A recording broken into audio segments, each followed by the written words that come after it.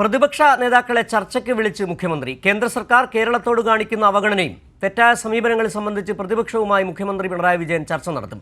ജനുവരി 15 രാവിലെ 11 മണിക്ക് പ്രതിപക്ഷ നേതാവ് വി ഡി സതീശൻ, പ്രതിപക്ഷ ഉപനേതാവ് പി കെ കുഞ്ഞാലിക്കുട്ടി എന്നിവരുമായാണ് ചർച്ച. വിവരങ്ങളുമായി വിജിൻ ചേരുന്നുണ്ട് തിരുവനന്തപുരത്ത് നിന്ന്. വിജിൻ, കഴിഞ്ഞ ദിവസമാണ് സുപ്രീം കോടതിയിൽ കേരളം ഫയൽ ചെയ്തത്. സുപ്രീം കോടതി ഇതിൻ്റെ അടിസ്ഥാനത്തിൽ കേന്ദ്രത്തിന് നോട്ടീസ് അയക്കുകയും ചെയ്തത്.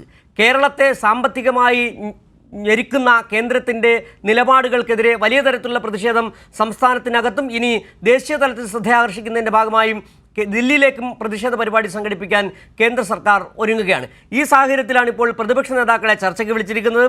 നേരത്തെ തന്നെ വി ഡി സതീശൻ അടക്കമുള്ള പ്രതിപക്ഷ നേതാക്കൾ ഈ കാര്യത്തിലെടുത്ത നിലപാടിനെക്കുറിച്ച് കേരള സമൂഹം കണ്ടിട്ടുള്ളതുമാണ്. എന്താണ് ഇപ്പോഴത്തെ സാഹചര്യം? ചർച്ച 15-ന് തന്നെ നടക്കും.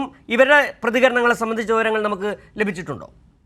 സിജു, തീർച്ചയായും ഏറ്റവും പ്രധാനമായിട്ടുള്ളൊരു നീക്കമാണ് സർക്കാരിൻ്റെ ഭാഗത്തുനിന്ന് ഇപ്പോൾ നടക്കുന്നത്. കുറേ കാലമായി കേന്ദ്ര സർക്കാരിൽ നിന്ന് കടുത്ത അവഗണനയാണ് സംസ്ഥാനം നേരിട്ടുകൊണ്ടിരിക്കുന്നത്. സാമ്പത്തികമായും പദ്ധതികളുടെ കാര്യത്തിലും അത്തരത്തിൽ പല വിഷയങ്ങളിലും കേന്ദ്ര സർക്കാർ സംസ്ഥാനത്തെ ഞെരുക്കുകയും ഒപ്പം തന്നെ വലിയ രീതിയിലുള്ള അവഗണന നടത്തുകയും ചെയ്യുന്ന ഒരു സാഹചര്യം ഉണ്ട്. ഈ ഘട്ടത്തിലെല്ലാം മുഖ്യമന്ത്രി പറഞ്ഞത് സംസ്ഥാനത്തിൻ്റെ പൊതു താല്പര്യം മുൻനിർത്തി പ്രതിപക്ഷം ഈ കേന്ദ്ര സർക്കാരിനെ സമ്മർദ്ദം ചെലുത്തുന്നതിന് പ്രതിപക്ഷം കൂടി ഒരുമിച്ച് നിൽക്കണം, ഭരണപക്ഷത്തിന് ഒപ്പം ായിരുന്നു.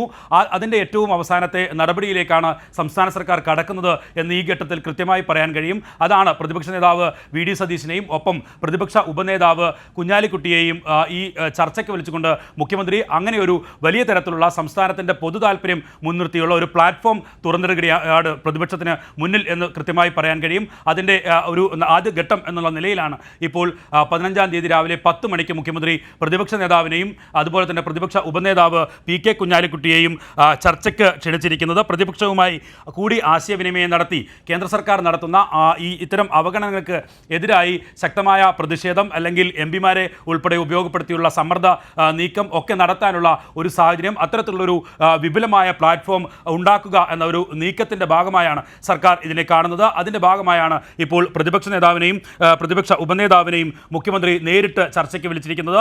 ഇതിൽ ഇവർ പങ്കെടുക്കുമെന്ന കാര്യത്തിൽ സൂചിപ്പിച്ചതുപോലെ മറ്റ് പ്രതികരണങ്ങൾ ഒന്നും വന്നിട്ടില്ല. ഇങ്ങനൊരു അറിയിപ്പ് ഈ ഘട്ടത്തിൽ ആണ് ഇപ്പോൾ മുഖ്യമന്ത്രിയുടെ ഓഫീസിൽ നിന്നും നമുക്ക് ഒക്കെ ലഭിക്കുന്നത്.